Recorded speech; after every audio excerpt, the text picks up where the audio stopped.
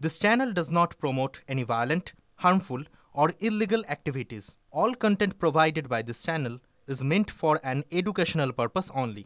SIR আবহ আর এই মুহূর্তে এই আবহে আরও একটা প্রশ্ন উঠেছে। শরণার্থীদের ভোটের ভবিষ্যৎ কি, সেটা কি অনিশ্চিত? শরণার্থীদের ভোটার রাখতে আদালতে তাই মামলা।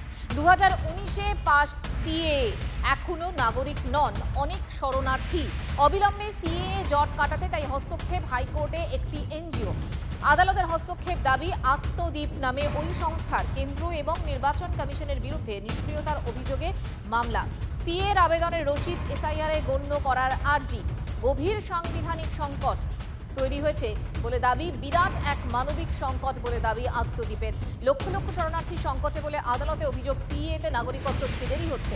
সিএ আবেদনের রসিদ মান্যতা পাচ্ছে না, অভিযোগ আত্মদ্বীপের কর্ণধার প্রসূন মৈত্র।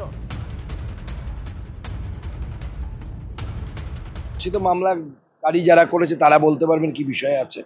তবে এটা ঠিক, যারা সিএতে অ্যাপ্লাই করেছেন তারা বাংলাদেশি শরণার্থী। তাদের বর্তমান আইন অনুসারে একবার চলে আসার পর আপনি ফেরতও পাঠাতে পারবেন না। তো তাদেরকে তো আজ না হয় কাল নাগরিকত্ব দিতে হবে, আর নাগরিকত্ব দিলে পরে আপনাকে তো তাকে ভোটাধিকার দিতেই হবে।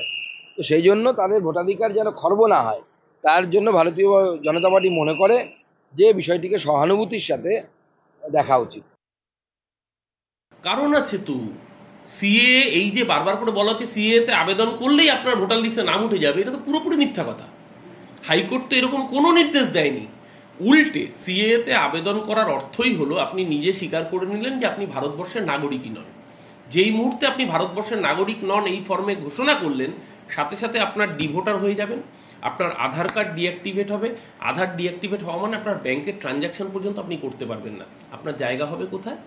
ওরা বলছে বাংলাদেশে পাঠাবো না, কিন্তু আপনার জায়গা হবে কোথায়? আপনি তো ডিভোটার, তার মানে ডিটেনশন ক্যাম্প।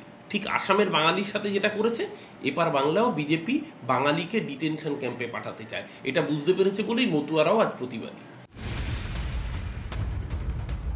এসআইআরে অনিশ্চিত শরণার্থীদের ভোটের ভবিষ্যৎ। শরণার্থীদের ভোটার রাখতে আদালতে মামলা। 2019-এ পাস সিএ, এখনো নাগরিক নন অনেক শরণার্থী।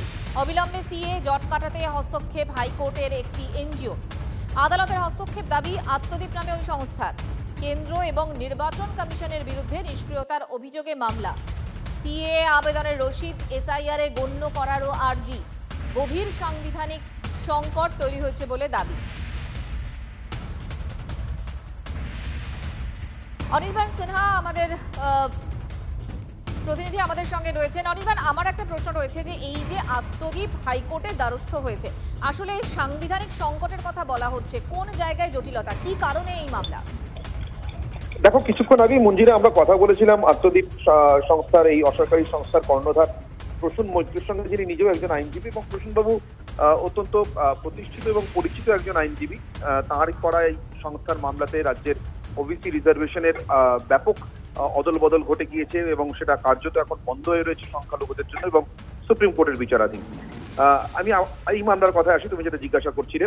প্রসূনবাবুদের দাবি যে যেখানে খুব বেশি হলে 2 থেকে 2.5 মাস লাগার কথা সিএতে একজন আবেদনকারী দেশের নাগরিক হিসেবে বিবেচিত হওয়া অথবা তার আবেদনটি প্রত্যাখ্যাত হওয়ার জন্য, কেউ তো মিথ্যে আবেদনও করতে পারেন কোনো কিছু সুযোগ নেওয়ার জন্য কোনো অনুপ্রবেশকারী, সেক্ষেত্রে এক একজনের আবেদন করার পরে 6 মাস এমনকি 1 বছর পর্যন্ত সময় কেটে গিয়েছে, কিন্তু তার আবেদনের না নিষ্পত্তি হয়েছে না তিনি নাগরিকত্ব পেয়েছেন। অর্থাৎ তার আবেদনটি বাতিল হলো এটাও বলা হয়নি, তাকে নাগরিকত্বও দেওয়া হয়নি।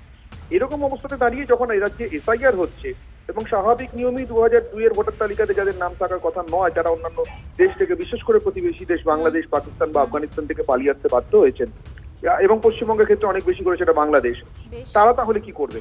তাহলে তাদের নাম বাদ যাবে যদি না তারা নাগরিকত্ব পান। কারণ তাদের 2002 ভোটার লিস্টে নাম নেই, তারা তার পরবর্তী সময় হয়তো পালিয়ে আসতে বাধ্য হয়েছে ধর্মীয় উৎপীড়নের কারণে। প্রতিবেশী দেশে বিভিন্ন ঘটনা যেগুলো ঘটেছে গত 1-2 বছর আমরা সেটা দেখেছি। ফলে 2024-এর 31শে ডিসেম্বর পর্যন্ত মেয়াদকালকে ছাড় দিয়ে, অর্থাৎ এই সময় পর্যন্ত যারা ভারতে এলেন তারা নাগরিকত্ব পাবেন, সিএর জন্য আবেদন করতে পারবেন, তাদেরকেও দেশ থেকে বের করে দেবে না। এত বড় বড় প্রশাসনিক প্রতিশ্রুতি সত্ত্বেও এবং দেশের আইন সত্ত্বেও তারা কিন্তু ভোটার তালিকা থেকে বাদ পড়ে যাবে। এই ব্যাপক মানবিক যে সংকট এবং সাংবিধানিক সংকটের দিকে ধন্যবাদ। আইনজীবী এবং মামলাকারী প্রসূন মৈত্র, তিনি তার বক্তব্য শুনুন। সেখানে আমরা যখন সিএ রুল ফলো করছি আমরা দেখতে পাচ্ছি যে তারা বলছেন এই নাগরিকত্ব দেওয়ার জন্য রুল 12 অফ অ্যাক্ট 2009 কে তারা ফলো করবেন। কি বলা হচ্ছে সেখানে? সেখানে বলা হচ্ছে 60 দিনের মধ্যে ডিএলসি কে সিদ্ধান্ত নিতে হবে, তারপরে যে এক্সিকিউটিভ কমিটিটাকে 30 দিনের মধ্যে সিদ্ধান্ত নিতে হবে। কিন্তু আমার কাছে, আমি আবার স্পষ্ট করে বলছি, আমার কাছে ডকুমেন্ট রয়েছে যেখানে 6 মাস এমনকি 11 মাসেরও ডকুমেন্ট রয়েছে যেখানে হিয়ারিং হওয়ার পরও তারা ডকুমেন্ট পাননি। তো আমরা যখন সিদ্ধান্ত নিচ্ছি যে আমরা প্রতিবেশী দেশে ধর্মীয় কারণে নির্যাতিতদের বা সংখ্যালঘুদের নাগরিকত্ব দেব, সেখানে তাদের কি আমরা এই মান্যতা দিতে পারি না? এসআইআর আবহে আবারও মৃত্যুর দাবি শাসক দলের। পরিবারের উল্টো সুর শোনা গেল শাসক দলের গলায়। আজ সকালে আরামবাগের মোহনপুরে অসুস্থ হয়ে এক বৃদ্ধের মৃত্যু হয়। পরিবারের দাবি এই মৃত্যুর সঙ্গে এসআইআর এর কোনো সম্পর্ক নেই। শুনুন। এসআইআর নিয়ে কোনো কি আতঙ্কে ছিল? না, কিছু এসবের ব্যাপার নয়। উনি সব ঠিকঠাক সব সময় করে রাখতেন ওইসবের ইয়ের জন্য। কাগজপত্র সব ঠিক আছে? ঠিকঠাক ছিল। 2002 সালেও নাম আছে? হ্যাঁ, সব আছে। আমারটা ঠিক করলো, আমি কেননা এই আমার 8 বছর বিয়ে হয়েছে বলে আমারগুলো সবই ঠিক করে রাখলো। ওইসব নিয়ে কোনো প্রবলেমই ছিল না। যেটা বাইরে যেটা খবর পাওয়া যাচ্ছে এসআইআর আতঙ্কে নাকি উনি। না না না, ওইসব এটা ভুয়ো খবর, ওটা কোনো প্রবলেমই না। উনি সব ঠিকঠাক করেই রেখেছেন। কাগজপত্রগুলো একটু করে ফর্মগুলো আগে ফিল আপ করে রাখছেন, একটা জেরক্সের ওপর আগে করছিলেন যাতে কোনো ভুলভাল মানে আসলটাই না হয়ে যায়, সেই জন্যই। পরিবারের বক্তব্য শোনালাম আপনাদের, কিন্তু পরিবারের বক্তব্যের উল্টো সুর শাসক দলের গলায়। এসআইআর আতঙ্কেই মৃত্যুর দাবিতে এখন অনড় শাসক দল। এখানকার মানুষের যেটা যে আতঙ্ক, এসআইআর কিভাবে ফর্ম ফিল আপ করতে হবে নানা রকম এ নিয়ে, কালকে এখানে সব পাশাপাশি এরাও বলতে পারবে আর কি। আর আমার তো ছোট আমার বন্ধু, ওই যে কিভাবে ফর্ম ফিল আপ করতে হবে কালকে ওই ফর্ম নিয়ে যে এখানে যে আছেন আর কি বিএলও আছে, সেও এসেছিল দোকানে। এবার 2 দিন ফর্ম পায়নি, সেটাও ঘোরাঘুরি করেছে। এবার আতঙ্ক একটা। মানুষের মৃত্যু নিয়ে রাজনীতি করছে তৃণমূল কংগ্রেস, এমনটাই দাবি করেছে বিরোধী বিজেপি।